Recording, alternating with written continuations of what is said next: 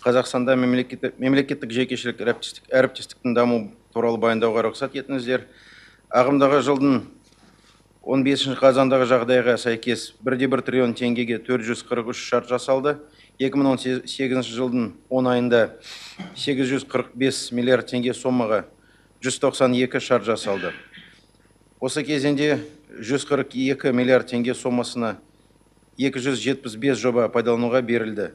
Осы жылдың 10 айында 29-да 1 миллиард теңге сомаға 49 жоба пайдалануға берілді. Қосымша дайындықтың әр түрлі сатысында жалпы сомасы 1,5 триллион теңгеге 721 жоба бар. Осы жылдың 10 айында жобалар өсімі 253 бірлікті құрады. Салық бөліністе жасалған 449 жобаның көпшілігі білім беру, денсаулық сақтау, мәдениет және спорт салаларында іске асырылады. Өз кезегінде әріптестік тетігі сумен жабдықтау, инженерлік инфрақұрылым сияқты негізгі салаларда іске асырылмай жатыр. Осыған орай мемлекеттік органдарға осы бағыттағы жұмысты бастау ұсынылады.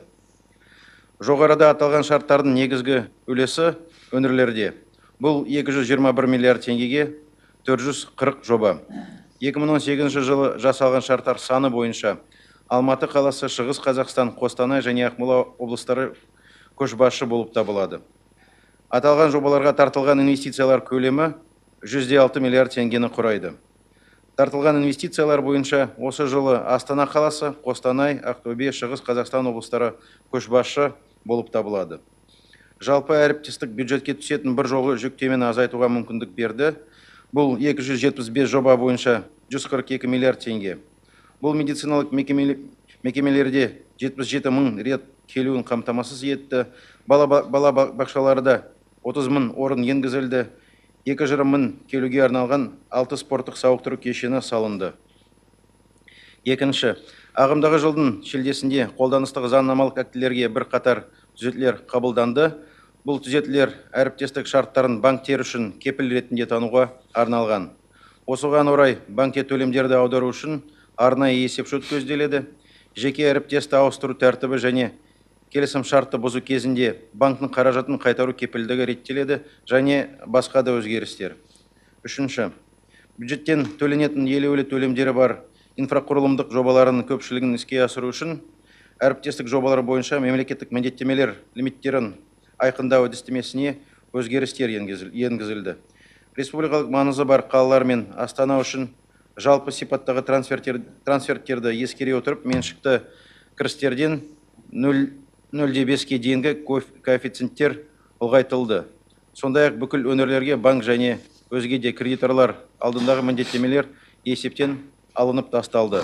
Бұл шара 2018-2020 жылдарға арналған жергілікті лимиттерді 39%-ке ұлғайтты. Төртінші, бұрын валюталық тәуекелдерге өтемақы ерекше маңызды республикалық жобаларға ғана берілді. Өңірлерде валюталық компоненттері бар ірі жобаларды іске асыру мүмкіндігі болмады.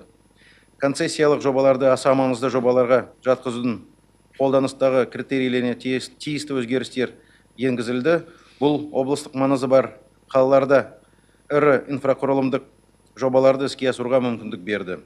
Жергілікті ерекше маңызы бар концессиялық жобаны іске асырудың бірінші тәжірибесі Шығыс Қазақстан облысында жоспарлануда. Ол 300 төсектік көп бейінді клиникасы. Бесінші, бір текті жобаларды іске асыру мүмкіндігі үшін салалық мемлекеттік бағдарламаларда базалық параметрлерді анықтау мүмкіндігі көзделген. Білім беруді дамытудың мемлекеттік бағдарламасын өзгерту алғашқы тәжірибелік қадам болды.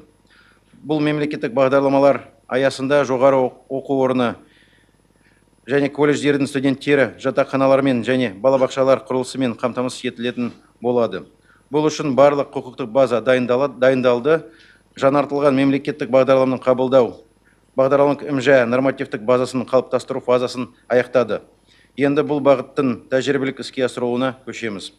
Алтыншы, 2017 жылы үкімет пен экономикалық ынтымақтастық және даму ұйымы арасында әріптестік бойынша шолу жасау туралы келісімге қол қойылды. Экономикалық ынтымақтастық және даму ұйымы сарапшылар аралық шолумен өз ұсыныстарын енгізді.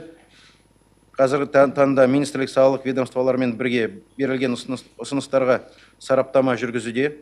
Осы жұмыстың қорытындысы бойынша заңнамаға тиісті өзгертулер енгізу кезінде ескерілетін болады. Жетінші. 2018 жылдың басында министрлік Қазақстандық әріптестік дамыту орталығымен бірлесіп, Астана, Атырау, Тараз, Өскемен қалаларында елдің барлық өңірлерінен 445-тен астам адам тарта отырып бірқатар көшпелі семинарлар өткізді. Құрметті Бақытжан Әбдірұлы, жоғарыда айтылған ақпаратқа сүйенсек, елдегі әріптестіктің дамуында оң өсу тенденциясы байқалады. Енді келесі қадамдарға ауысу қажет деп есептейміз. Осыған орай саннан сапаға көшуді ұсынамыз. Слайдта көріп отырғанымыздай, жобалар бойынша мемлекеттік міндеттемелер жобалар сомасына жақындап қалған. Яғни жобалар бюджеттен қаржылық қолдау шараларын барынша қолдана отырып әзірленеді. Аталған жобалар негізінен бюджеттен төлемдерді уақытша кейінге қалдыру түрінде бюджетке түсетін жүктемені төмендетеді. Сандық көрсеткіштерге ұмтылу үшін жекелеген өңірлер әріптестік шарттары түрінде ұзақ мерзімді мемлекеттік сатып алу шарттарын жасасуды жиі қолданады. Мұндай шарттар жасасу жергілікті атқарушы органдардың әріптестік жобалары бойынша мемлекеттік міндеттемелер лимиттерінің елеулі азаюына әкеп соғады.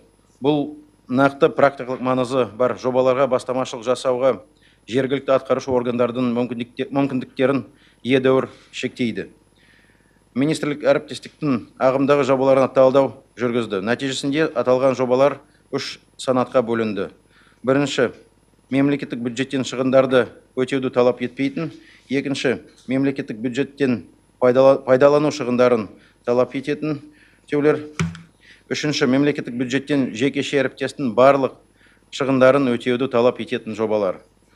Слайдтан көрсетілгендей 449 жобаның ішінен 86 жоба ғана бірінші санатқа жатады. Олардың жалпы сомасы 22,6 миллиард теңгені құрайды. Сонымен қатар жобалардың негізгі бөлігі 276 миллиард теңге сомадағы 259 жоба екінші санат бойынша жасалады. Үшінші санат бойынша 803,1 миллиард теңге сомадағы 104 жоба. Құрметті Бақытжан Әбдірұлы, әріптестікті одан әрі дамыту үшін мыналар ұсынылады. Біріншіден, қазіргі уақытта мемлекеттік міндеттемелер көзделмеген шарттарды қазынашылық органдары тіркемей отыр. МЖА жобаларына инвесторлардың қызығын арттыру үшін және жасалған әріптестік шарттардың статистикасын жүргізу үшін қаржы министрлігіне МЖА шарттарын тіркеуді қамтамасыз ету ұсынылады. Екінші, ұлттық экономика министрлігіне жобаларды сапа өлшемі бойынша бағалау және әріптестік жобаларын дайындау мерзімдерін бақылау ұсынылады. Үшінші, салық мемлекеттік органдарға мен жергілікті органдарға қабылданған шешімдері, сондай-ақ әріптестік салаларын кеңейтуді ескере отырып, әріптестік бойынша жол карталарды жаңарту ұсынылады. Төртінші, мемлекеттік органдарға Қазақстандық әріптестік орталығымен бірлесіп, әріптестік мәселелер бойынша қызметкерлердің біліктілігін арттыру ұсынылады. Назарларыңызға рахмет, қолдауларыңызды сұраймыз.